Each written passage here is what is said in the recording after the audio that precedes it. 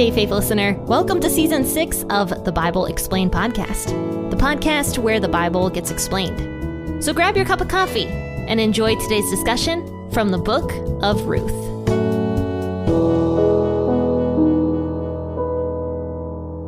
Good morning, faithful listeners. This is Jen with the Bible Explained podcast. Today is technically tomorrow is the last day of Season 6, and then we'll be moving into Season 7 on Wednesday. But today is the last Old Testament day in Season 6. So I'm very excited to move into Season 7. We're just flying through the Bible, it feels like. So guys, I hope you're ready to discuss Ruth chapter 4. Ruth, in my opinion, is the cutest book of the entire Bible. Personally, I think it's a very cute and very romantic book, and I'm pretty sure every woman thinks that. And it is a very woman-based story as well. You know, it's completely from the perspective of Ruth and Naomi pretty much, rather than Boaz. So it's just kind of an interesting and unique story that is in Scripture. And we left off on a cliffhanger on Friday, last time we talked about this, because Boaz had just gotten proposed to by Ruth. So Ruth went to the threshing floor where Boaz was and proposed to him and asked him to basically become her redeemer, meaning the Leverite Law. And we discussed all of that on Friday. And so now we have a cliffhanger because it seems like Boaz really does want to marry Ruth. It seems like he likes her, but we found out that there was another man who was closer to Ruth's family, who had the first rights of being able to marry Ruth. And so that's where the cliffhanger was. Was Boaz going to marry Ruth? Or is someone else going to marry Ruth? So let's find out. We'll read Ruth chapter 4, the entire chapter, and I'll be reading out of the W.E.B. Now Boaz went up to the gate and sat down there. Behold, the near kinsman of whom Boaz spoke came by. Boaz said to him, "Come over here, my friend, and sit down." He came over and sat down. Boaz took 10 men of the elders of the city and said, "Sit down here," and they sat down. He said to the near kinsman, "Naomi, who has come back out of the country of Moab, is selling the parcel of land, which was our brother Elimelech's. I thought I should tell you, saying, buy it before those who sit here and before the elders of my people. If you will redeem it, redeem it. But if you will not redeem it, then tell me that I may know. For there is no one to redeem it besides you, and I am after you." He said, "I will redeem it." Then Boaz said, "On the day that you buy the field from the hand of Naomi, you must buy it also from Ruth the Moabitess, the wife of the dead, to raise up the name of the dead on his inheritance." The near kinsman said, "I can't redeem it for myself, lest I endanger my own inheritance. Take my right of redemption for yourself, for I can't redeem it." Now this was the custom in former time in Israel concerning redeeming and concerning exchanging. To confirm all things, a man took off his sandal and gave it to his neighbor, and this was the way of formalizing transactions in Israel. So the near kinsman said to Boaz, "Buy it yourself." Then he took off his sandal. Boaz said to the elders and to all the people, "You are witnesses today that I have bought all that was Elimelech's and all that was Chilion's and Mahlon's from the hand of Naomi. Moreover, Ruth the Moabitess, the wife of Mahlon, I have purchased to be my wife, to raise up the name of the dead on his inheritance, that the name of the dead may not be cut off from among his brothers and from the gate of his place. You are witnesses today." All the people who were in the gate and the elders said, "We are witnesses. May Yahweh make the woman who has come into your house like Rachel and like Leah, which both built the house of Israel, and treat you worthily in Ephrathah, and be famous in Bethlehem. Let your house be like the house of Perez, whom Tamar bore to Judah, of the offspring which Yahweh will give you by this young woman." So Boaz took Ruth, and she became his wife. And he went into her, and Yahweh enabled her to conceive, and she bore a son. The woman said to Naomi, "Blessed be Yahweh, who has not left you today without a near kinsman. Let his name be famous in Israel. He shall be to you a restorer of life, and sustain you in your old age. For your daughter-in-law, who loves you, who is better to you than 7 sons, has given birth to him." Naomi took the child, laid him in her bosom, and became nurse to him. The women, her neighbors, gave him a name, saying, "A son is born to Naomi." They named him Obed. He is the father of Jesse, the father of David. Now this is the history of the generations of Perez. Perez became the father of Hezron, and Hezron became the father of Ram. Ram became the father of Amminadab, and Amminadab became the father of Nahshon. Nahshon became the father of Salmon, and Salmon became the father of Boaz, and Boaz became the father of Obed, and Obed became the father of Jesse, and Jesse became the father of David.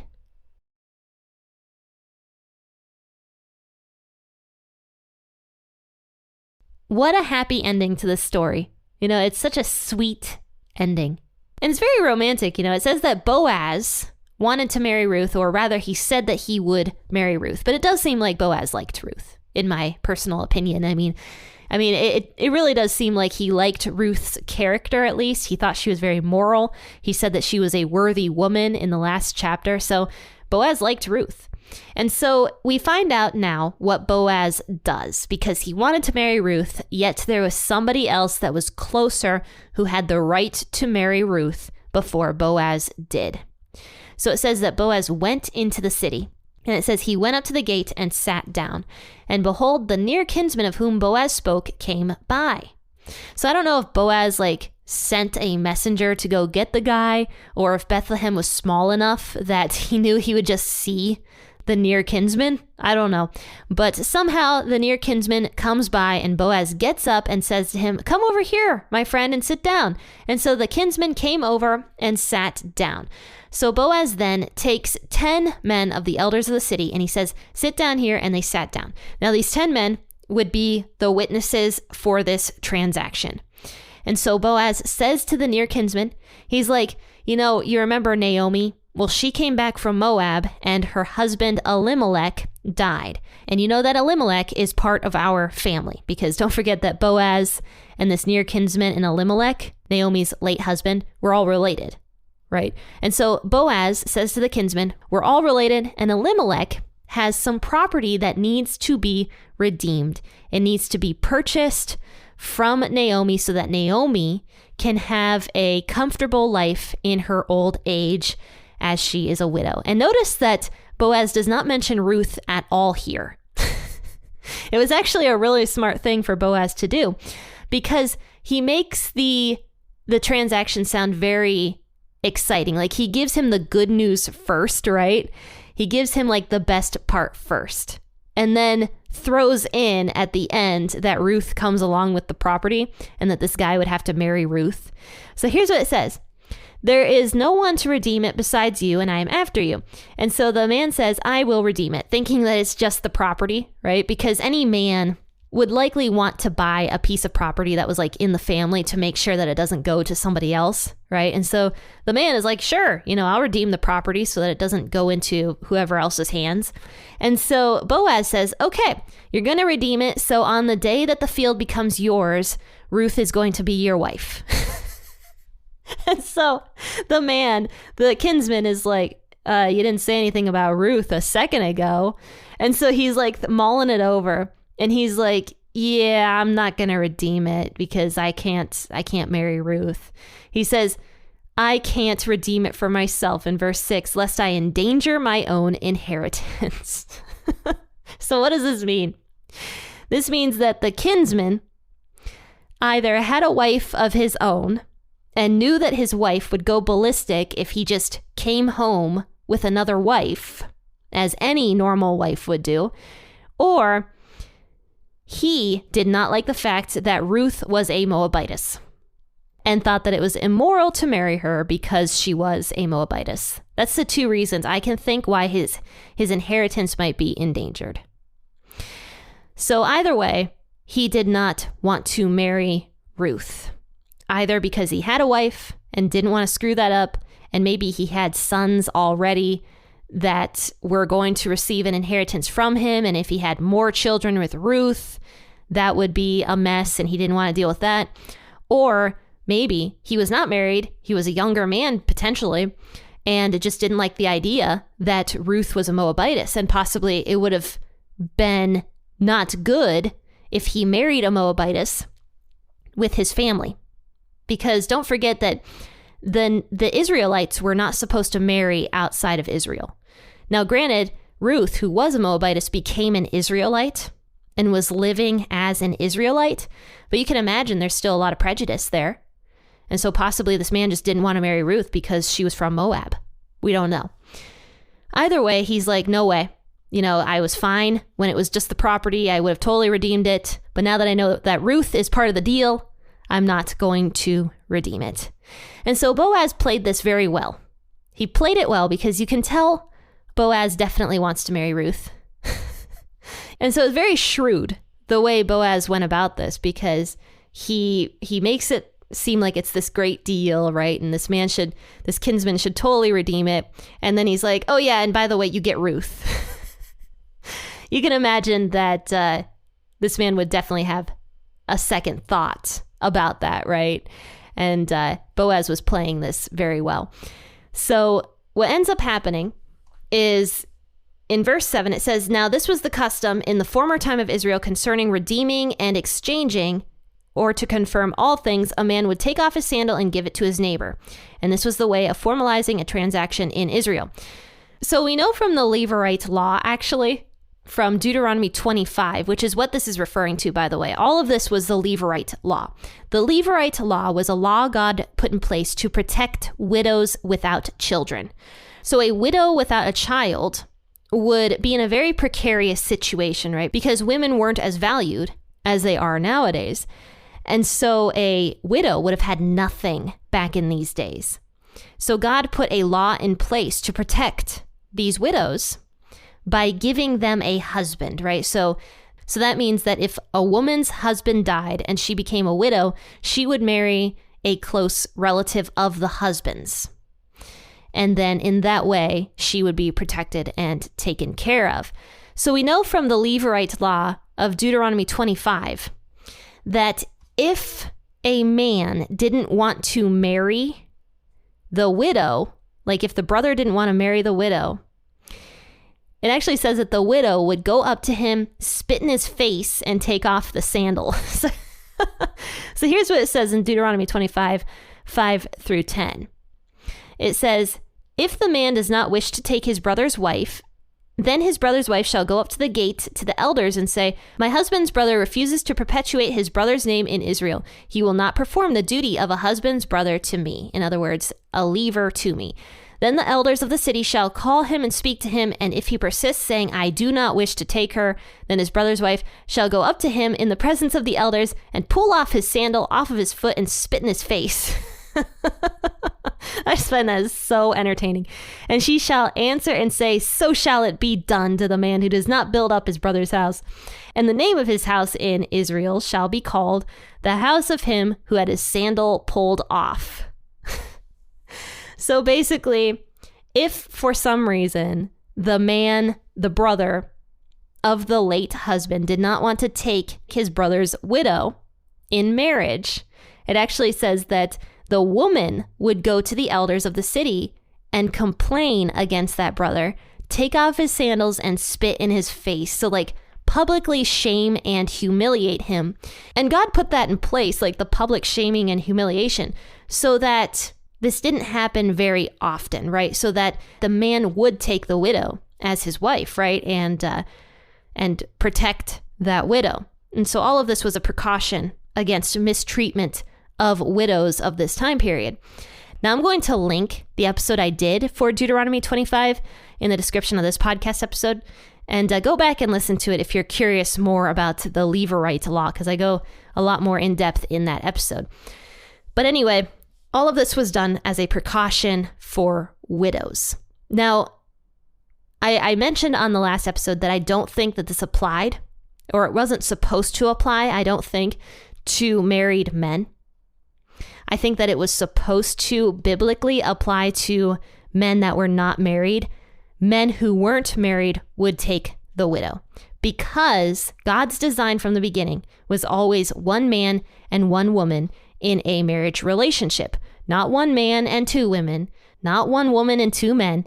It was always one man and one woman. And that is clear throughout all of Scripture. No matter where you look, that is God's design.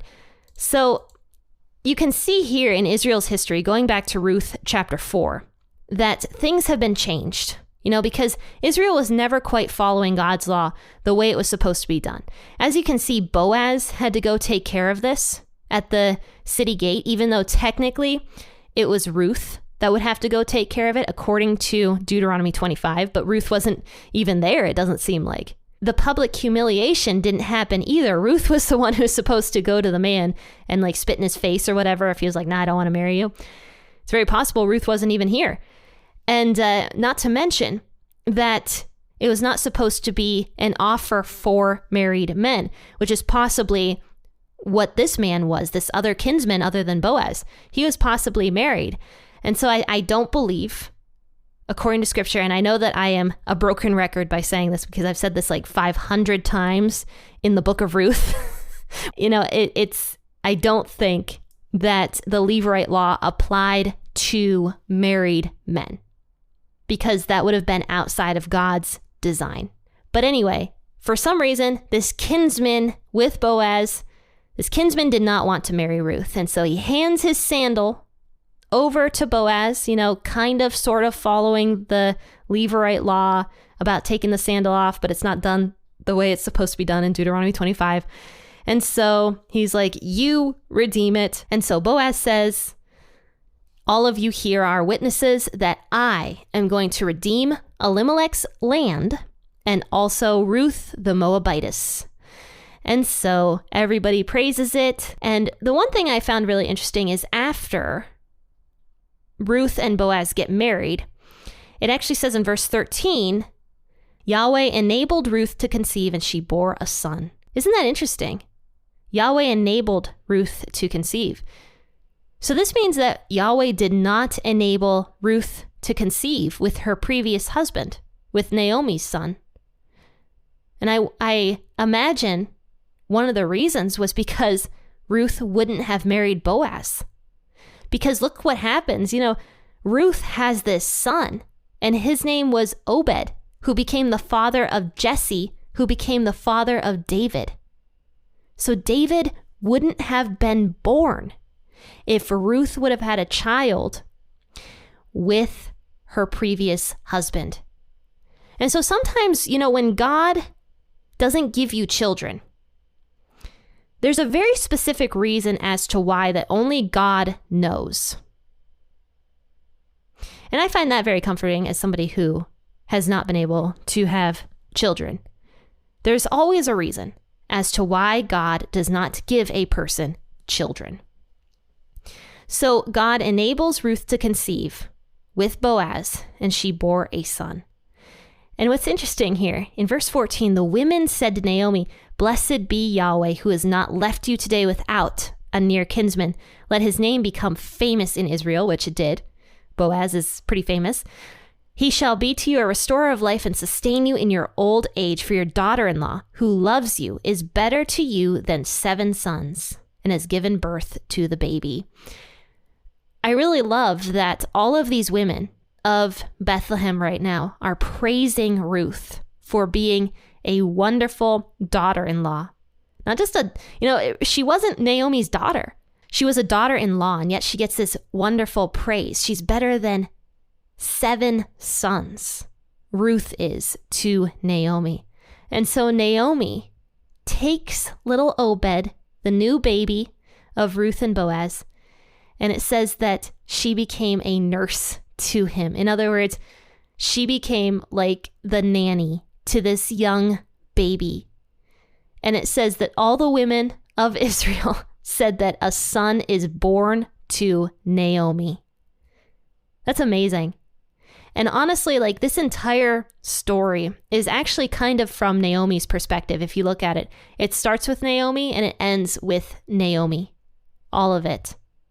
Naomi was truly the one who was blessed here, because even though her life kind of started out rough, and she and her husband did some things that God didn't want them to do, God redeemed and blessed Naomi in the end by giving Naomi another son, Obed.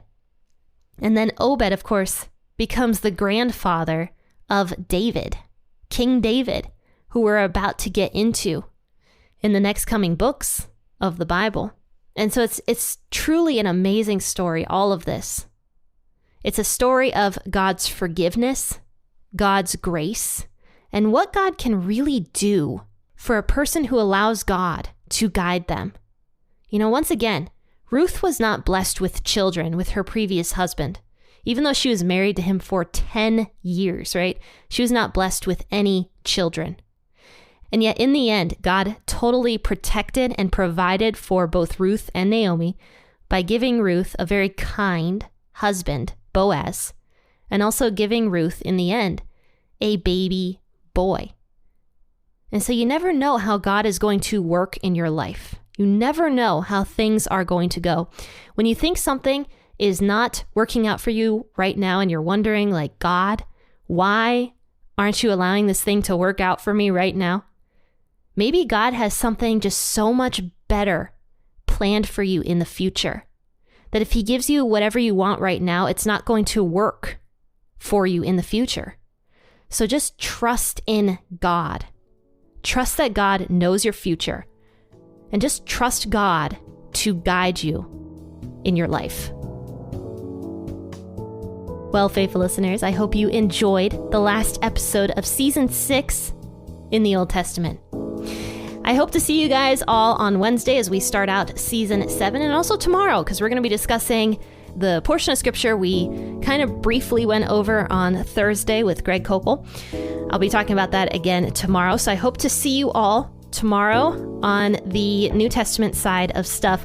But if I don't see you, I hope to see you in Season 7 of the Bible Explained podcast. And if you would like to support this podcast, please continue to rate and review the podcasts. I love seeing all of your reviews. I can't respond to them, but I do see them and I love them. So thank you guys so much. All right, faithful listeners, I'm going to let you all go with a happy listening, and God bless.